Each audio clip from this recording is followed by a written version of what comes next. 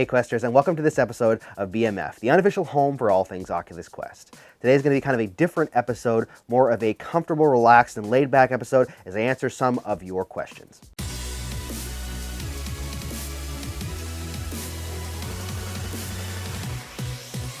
Our first question today is from Lucas, and he says, "Hello BMF, I'm looking to get into VR gaming. I already own a decent gaming PC, and I was wondering whether I should go for the Rift S or the Quest. What do you think would be the better choice?" So really honestly, this is a very subjective question because it comes down to personal preference and what you're looking for personally in a VR platform.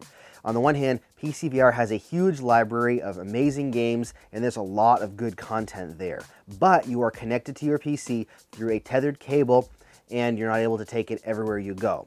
On the other hand, you have the Quest, where there is pretty much unlimited freedom for where you can go. You can do it tetherlessly, and you have the option of streaming games from your PC to your Quest while you're on your Wi-Fi connection. You can actually do it outside of that as well. So it really comes down to what you're looking for. I personally enjoy the Quest because it gives me freedom, it gives me the ability to share it and take it anywhere, and it just overall is a very easy to use experience. Are the games that are natively on the Quest lacking if you compare them visually to PC VR? Yes, because the processing power is lower, you're going to get less graphical fidelity, but the games are still a lot of fun, and if you want that PC VR experience, you are able to stream from the PC to the Quest. So when I look at that, I would get a Quest based on that, but it really comes down to what games you're looking for. Do some research, find out what games are already out for the PC VR side, and then find out what games are out for the Quest, and maybe that'll help you decide what you want. Next up, Daniel says, "Hi, do you think Oculus Quest will have No Man's Sky one day?" So I would love to tell you that yes, there's a chance, and maybe someday there could be a chance, but right now I'm going to say no, primarily because what this game does requires a lot more computing power than the Quest is able to output right now, the way the game stands. Now, would it be possible in the future to have the game reduced maybe visually and some of the mechanics toned down slightly and maybe take away some of the procedurally generated stuff? Yes, I'm sure it's possible. Will they do that is the question. I don't know 100%. I can't say one way or the other. As of the way it stands right now, I highly doubt we will see No Man's Sky in the form that it's in coming to the Quest anytime soon. Next up, Okami says, "Hi BMF, what do you think about the Vulcan Engine on Quest, and do you have saturated sound when you stream with the Quest?" I'm not sure what you mean by saturated sound, so I'll start with that. Maybe you're talking about when you're streaming to another platform, like if you're streaming to a TV or to a phone, maybe that's the static you're talking about. You can get some static sometimes, or whether you're talking about maybe a lag between the connection. There's both. I have been having static at times, and it does lag when it goes from the headset to another output, whether you're streaming to a Chromecast or to your phone. If that's what you're asking, then yes. Maybe leave in the comments what you mean exactly by saturated so I know how to better answer your question. But to answer your other part of your question with the Vulcan Engine, I'm very excited about that. As we saw in Red Matter, which launched yesterday, if you're watching this video on the day it released, then you know that a lot of work can go into a game and make it look really good on the Quest. Well, the Vulcan Engine essentially reduces the amount of work that the developer has to put in to get that good. They did a lot of custom work on the engine when they put Red Matter out, and a lot of work went into that. And they did a great job, but with the Vulcan Engine releasing, it'll mean that developers don't have to put quite so much time and effort into doing what they did. And because of that, I think that it'll get better based on the fact that the starting point is better. And because that starting point is better, I think that we'll see even better graphics in the future than Red Matter, because if you're going to have a starting point that is better and you put as much work as they did with Red Matter, it would be even better than Red Matter. So really, I'm excited about the platform, and I think it'll be really good for the Quest. The next question is from Savannah Skinner. "Should I let my 7-year-old nephew play on my Quest?" Well, that kind of comes down to personally what you feel he's capable of when playing the Quest, if he is going to take care of the Quest for you. My son is 10 and he plays the Quest whenever he wants, as long as I'm not using it, and I trust him with it. At 7, when I had the PSVR, or I still have that, but when he played it, I trusted him with that. It comes down to individuals. It really is all about making sure that you're there if he's playing it. At that young, I probably would stick close by. I wouldn't just send him off to play, just because you never know where they're going to walk into a wall or smash a lamp or something, based on because there's a little bit of drift with the Guardian and they may not know exactly where they are. Even my 10-year-old son gets confused sometimes. So I think that it comes down to what you think is best. And then you got to also consider the fact that, even though not scientifically proven, people do say that because it's that screen right close to your eyes, it can have some developmental issues with younger children. And remember when you were a kid and your mom or grandmother would say, don't sit so close to the TV? Well, you're essentially ignoring all of that when you play a virtual reality headset and you have 2 TV screens sitting inches from your eyes. So it can be taxing on your eyes. I would allow them to play in shorter bursts instead of just setting them in front of it for an hour or until it dies. That's probably best. Next question from Bubba G says, multiplayer games with lots of active players. Okay, so there's 3 I'm gonna give you. It's getting better the longer the quest is out, but the 3 that I can recommend that have really active users is Rec Room. Obviously has a ton of people. You very rarely have any issue finding people inside of Rec Room. There's almost always people to play with, whether you're playing paintball or something else. There's also Racket NX. I have not had an issue finding users on that game lately. When it first launched, there was a lot of activity, but I still had some problems finding the right people, you know, it actually matching me with somebody. But lately I've been able to find good matches, and that's one of my favorite ones to play for multiplayer. And then the third one is Creed, and that's pretty easy to find people as well. It seems pretty common to be able to jump into a match pretty quickly on Creed. So those are the 3 I'd recommend if you're looking for almost guaranteed multiplayer experience. Next, Keenan Riggs Turpin says, can you still play SteamVR games on the Quest using virtual desktop? I want to know before I buy my Quest.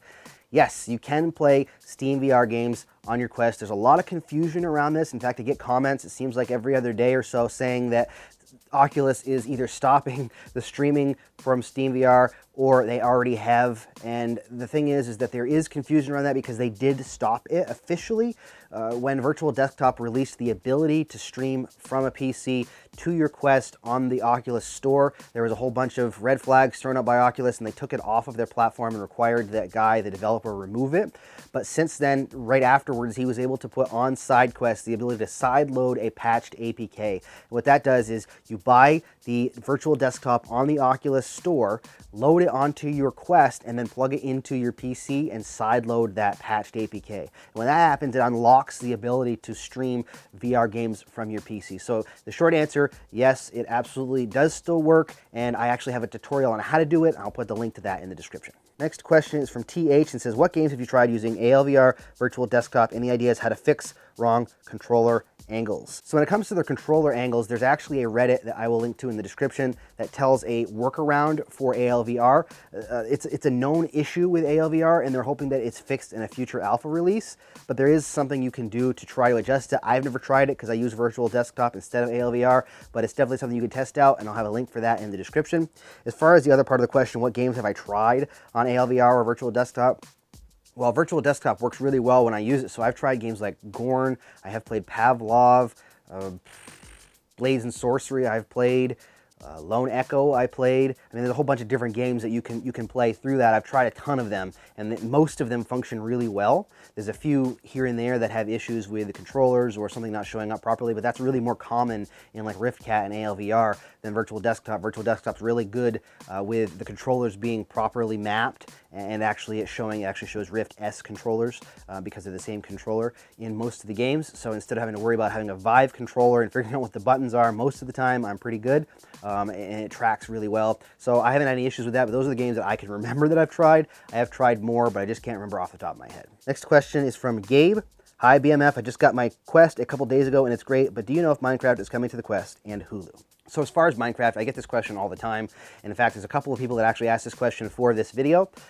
I don't know is the answer, because they haven't released one way or the other. The reality is that Minecraft has never actually released a VR version aside from their mobile VR version for the Gear VR Go, whatever the APK that they released, the actual game they released for VR, and that requires you to actually use a gamepad. Now, I would hope that if they come out with Minecraft for the Quest, they could come out with a version that actually uses the touch controllers and uses 6 degrees of freedom, and you know, we get some awesome gameplay out of it. The reality is though, is that Minecraft has never had that. They have it through a mod called Vivecraft, but they've never officially supported virtual reality Minecraft with 6 degrees of freedom. So I don't know if they will, and if they do, I don't know what they're going to be releasing on the Quest. Now, Go emulation is coming in the future, according to Oculus, so once that comes out, I'm thinking probably it'll be easier to get the Go or Gear VR version of Minecraft onto your Quest, but you can currently sideload that version, or you can stream Minecraft from your PC using Vivecraft onto your Quest, and I have a video of that. If you're interested, I'll put it in the description. But that's my answer for that question. Is I don't know, unfortunately. I hope so, but we'll have to wait and see. Next, we've got a question from Not Bad Content. Will Pavlov and or Blade and Sorcery come to the Quest? Pavlov actually is already kind of on the Quest. You can side load a version of it right now that's an early version. It's not official, and there's a lot of issues and glitches with it because it's still being worked on by the developers. But yes, they are actively working on a Quest version to actually come officially to the Quest store. So we'll have to wait and see when that does come out. I don't know. They haven't released any more information besides the fact that it is officially coming now. As far as Blade and Sorcery, again, it's hard to tell. We don't really know any information about that. I've asked a lot of these companies whether they're coming, and the answer is either they're currently working on another version of it, whether it's a PC VR update, PlayStation VR game, and then they'll look into the Quest, or whether it just doesn't support, or they aren't capable of looking into doing it for the Quest right now. Most studios don't say no, they just say we don't know, and that's kind of where I stand. So I don't know. It's possible in the future, maybe if they made some changes to the game, they could bring it. As of right now, though, it's not looking like it anytime in the near future, but it is possible. Next up, Elliot King says, when is Spire 1 going to be announced? All we know is August at the moment. So yeah, all we really know is August. I know as much as you do right now. I've reached out. I know a lot of people have, and we haven't really got any concrete answers. In a previous video on the channel, I actually said that I thought it was going to come out next week, but I had no concrete information on that. That was just a guess. So my hope is that it still comes out in August, but considering it is the 16th today, and we're halfway through the month already without any kind of announcement, I'm getting a little leery of the fact that we might hear that there's been a delay. And if that is because they need to optimize some stuff for the Quest, or need to make some changes to make the game better, then that's totally okay. I don't mind a delay. I just wish that we would know exactly when to expect, or at least a new general timeline, so we know we're not waiting for it for this month. As of right now, I don't know the answer to that question. I wish I did, but I don't, so I'm in the same position as you. Here we have a question from Jasper B, and it says, what would be your top 10 wanted ports for Oculus Quest? So now I'm actually working on a list for a video that I'm going to be doing hopefully in the next couple of weeks that is my top 10 games I want to see ported from the PC VR to the Quest, or actually from PSVR to games like Astrobot and Blade and Sorcery, like I was mentioned before, and Gorn and stuff like that. So I've got a list coming out. I'll leave the list to that, so look for that in the future. But those are a few of my titles that I'm interested in having them come to the Quest. I don't know if they will or not, but I'm going to make a list anyways, and make sure you keep your eyes open for that list. Last question we have is from Meme House Productions, and it says, hey BMF, do you think the Oculus Quest is really worth $400? I really want to get it, so I would like some answers from a more experienced person in VR. Well, in my opinion, I'm going to leave this answer short because next week I actually have a wrap-up video coming out that's kind of a 3-month overview of my thoughts of the Quest, having had it for 3 months since release. My answer to that question is absolutely without a doubt. I would buy it again over and over again based on what I've been able to do in the past 3 months.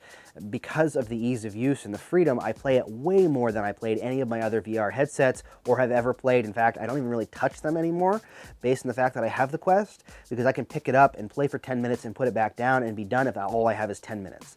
And the freedom to do that and go anywhere I want just makes such a huge difference. So I think it's well worth the $400. In fact, I'm kind of surprised that it isn't more. It's worth a lot more than that. I'm glad that they settled on a number that is accessible for a lot of people. So yes, to answer your question, $400 is definitely a worthy price for this amazing platform. So there you have it. Those are some answers to your questions. Sorry if I didn't get to your question. We'll be doing more Q&As in the future. Thanks so much for watching this episode of BMF. If you enjoy Oculus Quest content and want to get the most bang for your buck, then please subscribe to the channel and hit that notification bell. And if you like the video, please give it a thumbs up. Thanks so much for watching. We'll see you tomorrow for the weekly wrap-up. Happy questing.